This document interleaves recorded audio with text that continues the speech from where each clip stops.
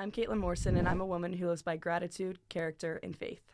All right, ready? Amazing Kate, let's go. Let's do it. Let's go. It's like to have you here. So we talk a lot about the program. You know a lot about the character, the gratitude, and faith, but we want to start on the character door. So has there been anyone in your life, a coach or a mentor, who has helped inform your character? I would definitely say my dad. Growing up, he coached me from 5 years old until I was about 18. So all throughout my life, he was my head coach. And he was the kind of guy that always had a positive mindset. So when we get in a car after a game, it was never him yelling at me. And I think that really forged this lack of fear of failure. I didn't have that growing up because it was always like, okay, Kate, what can we do better? And he'd never harped on the negative things. He valued learning a lot. So it was always a learning game for him. And throughout sports and school and everything, it was always, okay, what did we learn from the experience and what can we get better at from there on? So his positive mindset really just developed his character and the love I have for him and who he was. So he always talked about being a fountain parent. And he was like, there's drainer parents out there and fountain parents. And he's like, I always want to be your fountain. I was like, that's cliche of you to say, but I love it because he always just wanted to pour positivity into me. And I think that really carried over into college as well. So definitely my dad for sure. Right. So in a performance thing, right, I think it's how do we, whatever happened, we're using just to make us better. Yeah. Right? That's such a great way to do it. And the fountain thing, I might cliche that with my kids. That's a great idea, pouring yourself into somebody. How do you take that onto the field? Onto the field, I just learned so much from him, and I want to be that teammate that pours into my other teammates and just give them confidence in the sport, but confidence in their school life, because that is just all-encompassing. They're stressed coming to the field because of school, but if I can help them, hey, you did well on the test, I know you did well. If we didn't do well, we can do better the next time. So it kind of just was a gateway to how to navigate just playing with my teammates and also helping them throughout their years. Right. And now, are you a fifth-year senior? Yeah. You are? Yeah. So do you find that you're in that leadership role with the team? Honestly, I've been a captain on the team for 3 years. Well, let's go. Yeah, all right. Yeah, so Okay. I've been in that role for quite some time, but I feel like I'm taking the mom role now this year, just taking all these girls under my wing and just kind of melting them into leaders and who they're trying to be. So being a leader is just an awesome opportunity to just be with my teammates and help them and teach them. So it's been great. I'm hoping this year I get the same opportunity. So Right, that's super rewarding. Yeah. So talk a little bit about the team. Is there an identity?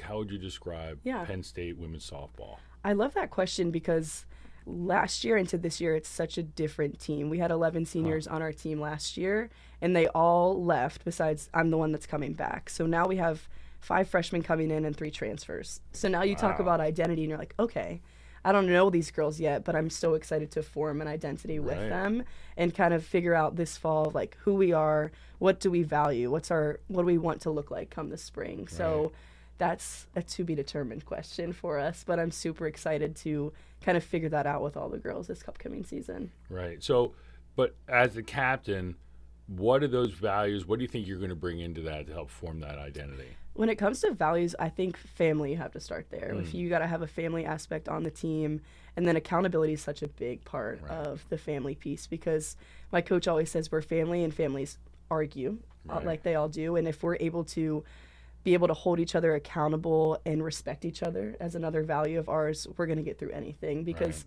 when season comes, there's a lot of things that come up sometimes. So you want to be able to navigate that and talk through it as a team, as a whole, and kind of get through everything. So those are just 3 main values that definitely we want to try to get in this year. Those are good ones. Right, but we talk about it, with the teams I've been on and the organizations as firefighters, and is that I can't hold you accountable unless I know you. Yes. So that family, coming in the family door first, and then we forge that relationship, now I can get to hold you accountable, and you can hold me accountable. Yeah, right? Because we have a deeper relationship. So I think that stuff's really important. So what brought you to Penn State? How did you go from South Park. South Park, right? So how'd you go from South Park? Yeah, I knew can do it. it. Yeah, I don't know. I don't want to take it somewhere else. But how'd you go from South Park to Pennsylvania or to Penn State? I love this question because at camps, girls always ask, "Oh, why Penn State?" But so the recruiting process was different for me. I was in 8th grade when I got recruited here. So Wow. I was 13 when I committed to Penn State. So it's been 10 years now, I think, that I've been committed to the school and playing here, obviously. But it looked a little different for me. My parents had a big role in Penn State in choosing and helping me. But I think looking back, I would have never chose any other school. When you look at the culture that we have here and the alumni, like anytime I see a Penn State alumni, is always a thing in the airports or wherever. Right.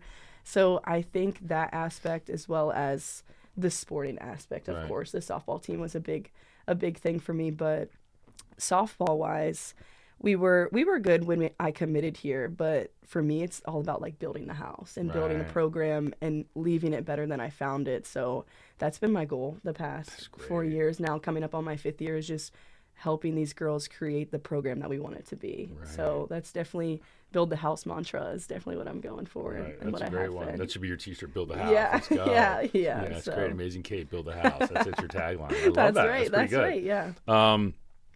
That's a great mindset. It's a great intention to bring in your moment, right? I want to make this moment better almost than I found it. How do I improve upon whatever's happening here? Yeah.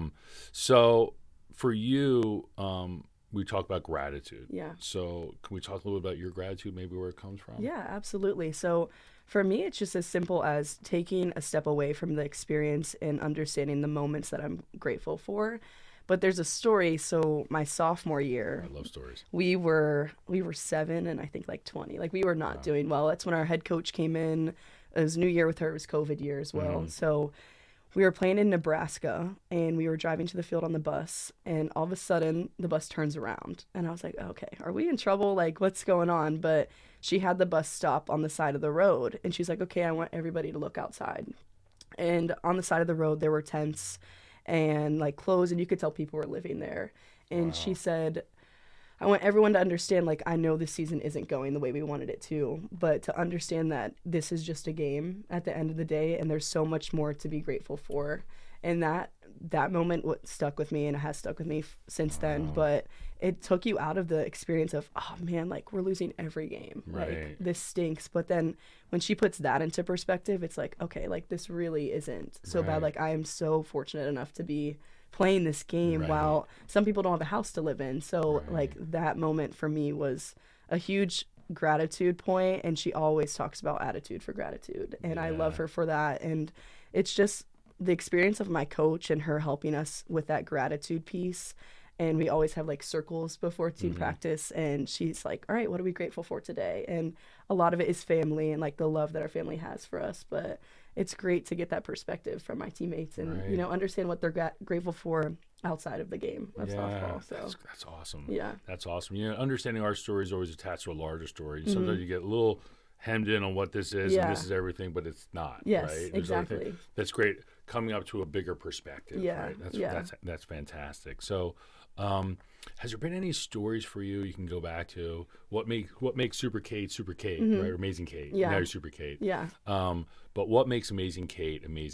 Has there been stories for you that you go back to, you can point out, like, yeah, these are some things that are really informative to me? Yeah. So I would say growing up, I loved watching people that I wanted to be like. So there was one girl, she played softball at Pitt, and she was 5 years older than me. And I remember watching her and like the character she had in the leadership and the value. She valued faith, she valued family, and you could just tell. Like I didn't know her, but I just knew that was like her values instilled the way she played the game. So this one time I DM'd her on Instagram. I was like, hey, like, slid in the DMs. Literally. Yeah, that's great. I was like, I love the way you play the game. Like, you're one of my favorite players ever. And she ended up responding. And to me, this was like a famous person. I was like, oh my goodness, she responded. But basically just told me, like, she believed in me. She didn't know who I was entirely, but she saw me play the game.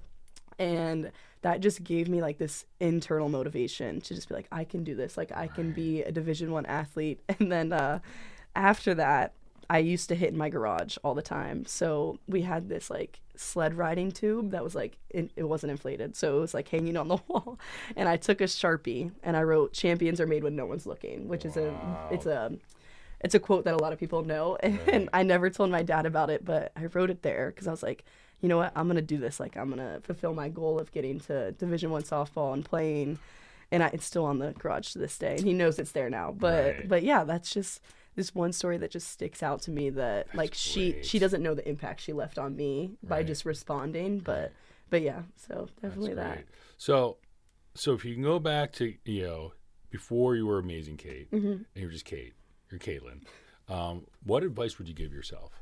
Oh, I love that question. I think just sticking to the plan and trusting those around me. I think I had a lot of mistrust, wrongfully so, in my dad, because he was on me. Like, I loved him, but he was on me to do so many things. And I was like, man, I just don't want to. Like, I don't want to do this. But he knew how to get me where I wanted to be. And I think trusting those that are like mentors to you is just a really big positive that can happen for your life, because when you're young you think you know everything.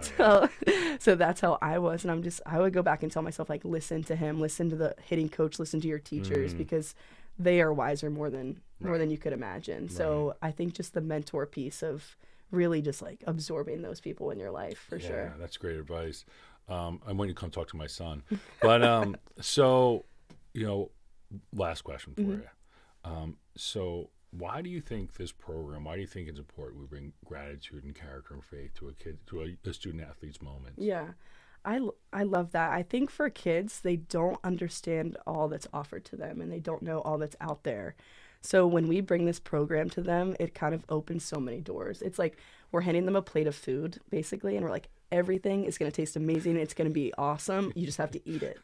Like, that's all you have to do. What a great metaphor. Yeah, but that's really how I see this program going. It's like we're offering you all that you could have to elevate yourself as a person and as an athlete. And I think it's something kids just need to get behind. And I know it might be scary because it's uncomfortable, and uncomfortability is scary.